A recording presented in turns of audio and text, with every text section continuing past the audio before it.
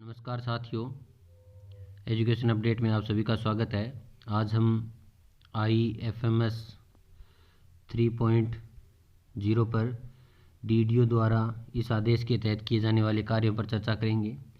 इसमें सर्वप्रथम हम DDO द्वारा एम्प्लॉय का वेरिफिकेशन कैसे किया जाएगा इस पर चर्चा करेंगे, क्योंकि एम्प्लॉय की वेरिफिकेशन के बिना फरवरी माह की सैलरी उसकी प्रोसेस नहीं होगी। तो सर्वप्रथम जो DDO द्वारा कार्य किया जाएगा वो एम्प्लॉय का वेरिफिकेशन ही किया जाएगा। उसके बाद में हम अगले वीडियो में सैलरी कैसे प्रोसेस करेंगे, इनकम टैक्स कैसे काटेंगे, सैलरी को स्टॉप कैसे करेंगे, पार्ट्स में सैलरी कैसे बनाएंगे, सरेंडर कैसे बनाएंगे, उस पर चर्चा करेंगे। इसलिए आप हमारे चैनल को सब्सक्राइब कर लें आगे की जानकारी के लिए।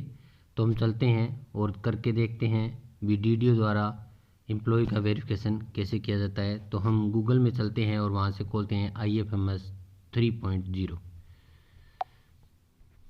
यहाँ पर हम क्रोम में सर्च करेंगे और IFMS 3.0 है वो ओपन करेंगे।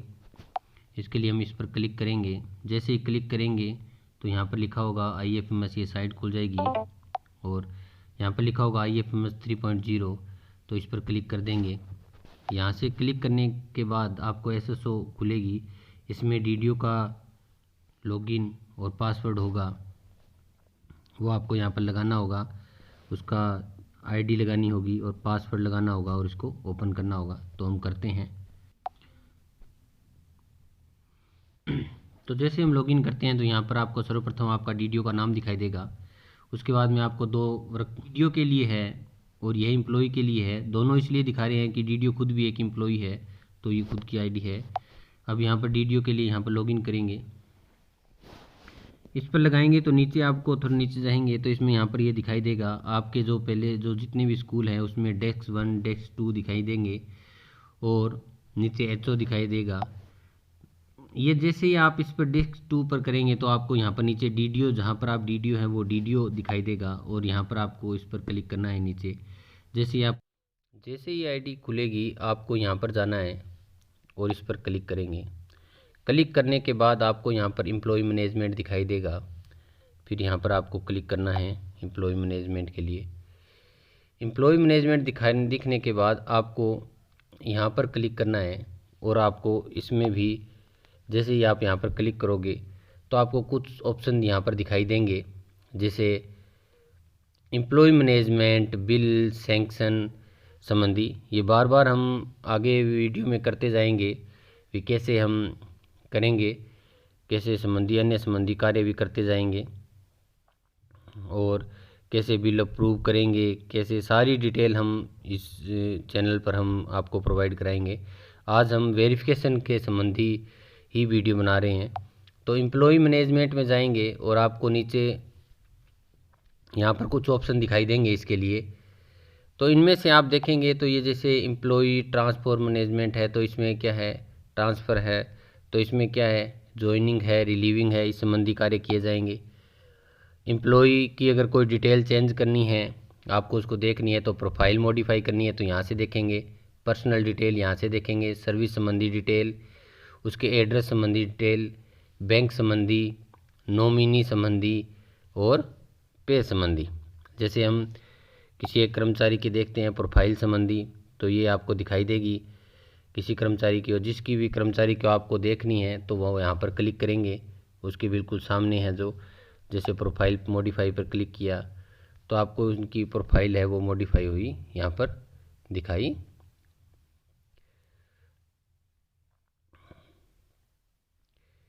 उसके बाद यहाँ पर पर्सनल डिटेल भी चेक कर सकते हैं, सर्विस कर सकते हैं, एड्रेस भी चेंज कर देख सकते हैं किसी का, बैंक संबंधी डिटेल भी आप किसी की देख सकते हैं, नॉमिनी संबंधी देख सकते हैं, पे संबंधी डिटेल है वो यहाँ पर आप देख सकते हैं।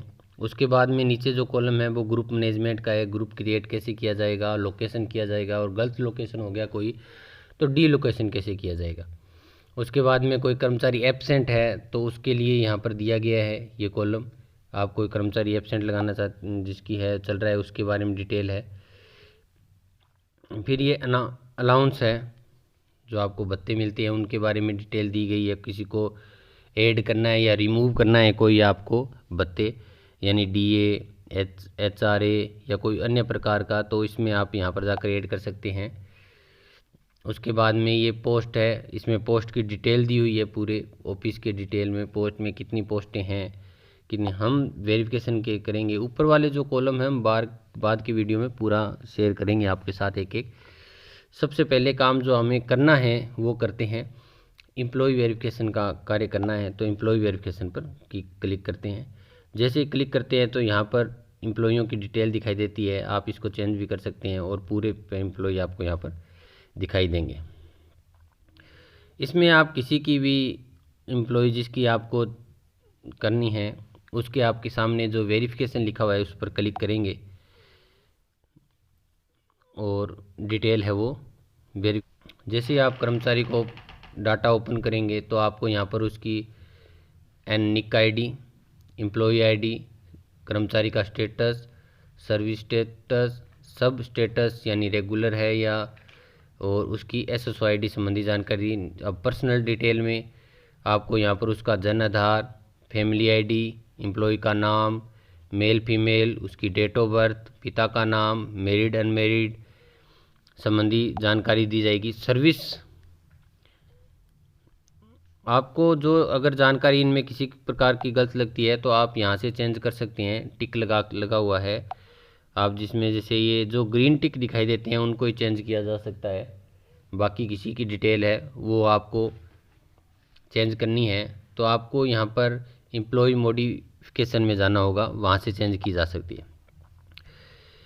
अब यहाँ पर जैसे सर्विस उनकी किस प्रकार की है, कौन सा उनका डिपार्टमेंट है और डेजिग्नेशन उनका सर्विस कैडर क्या है, गजेटेड है, नॉन गजेटेड है, पेरेट डिपार्टमेंट कौन सा है, करंट डिपार्टमेंट कौन सा है, फर्स्ट अपॉइंटमेंट इन सर्विस कौन सी है, उनकी फर्स्ट और उनका पद क्या है, वर्तमान में करंट ऑफिस में क्या पद है, उनकी GPA number, SI number, date of joining, increment date और रिटायरमेंट डेट संबंधी जानकारी यहाँ पर होगी। उसके बाद नेक्स्ट कॉलम में बैंक संबंधी जानकारी होगी, आपको एम्प्लॉय से चेक करवानी है ये सही है। और उसके बाद में उसके पे संबंधी जानकारी होगी, पे संबंधी जानकारी में उसके मिलने वाली सैलरी, उसमें अलाउंस है, HRA है और बेसिक दी होगी। इसी प्रकार आप नीचे देखेंगे तो income tax, SI loan, bonus, GPF 2004, RGHS संबंधी कटौतियों के बारे में चर्चा की गई। उसके बाद में यहाँ पर फैमिली संबंधी डिटेल दी गई है, उसके पूरे जितने भी फैमिली मेंबर नॉमिनी ऐड हैं उन सब का। और लास्ट में आपको यहाँ पर सबमिट का ऑप्शन दिया होगा। जब आप यहाँ पर सब डिटेल है वो फिल कर देंगे तो ये सबमिट का ऑप्शन ओपन हो जाएगा। जैसे यहाँ पर आपको इनकी पोस्ट है वो सर्च करनी होगी, जैसे टीचर की पोस्ट है इनकी, तो जैसे तो यहाँ पर सिलेक्ट कर लेंगे टीचर, नॉन गजेटेड, ये एजुकेशन डिपार्टमेंट में है तो एजुकेशन डिपार्टमेंट पर क्लिक कर देंगे। उसके बाद में बीकानेर संबंधी सारी डिटेल हो जाएगी। जैसे ये कर देंगे, ये सारी डिटेल है वो फिल कर देंगे एक एक करके हम, और कोई भी डिटेल आपको छोड़नी नहीं है।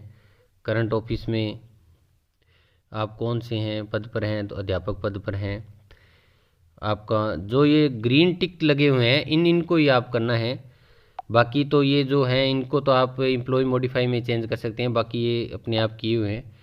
और जैसे ये सारे हो जाएंगे तो फिर आपको यहाँ पर सबमिट बटन है वो बिल्कुल ओपन दिखाई देगा। और अब सैलरी डिटेल के बारे में थोड़ा चर्चा कर लेते हैं। जो सैलरी यहाँ पर आपको दिखाई देगी, असल में जो सैलरी है ये आपको जनवरी मंथ में जो आपको दी गई है वो सैलरी डिटेल आपको यहाँ पर दिखाई देगी। और यहाँ पर जैसे आप सबमिट कर देंगे, यस कन्फर्म कर देंगे और ये सक्सेसफुली का मैसेज आ जाएगा।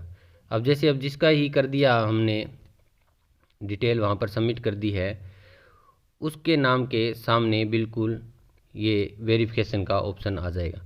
हर एम्प्लॉय के ऐसे धीरे आपको वेरिफिकेशन करना है, एम्प्लॉय का वेरिफिकेशन करना ज़रूरी है। आज की वीडियो में इतना ही।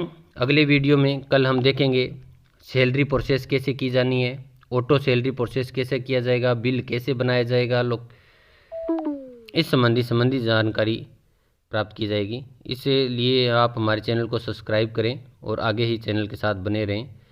धन्यवाद।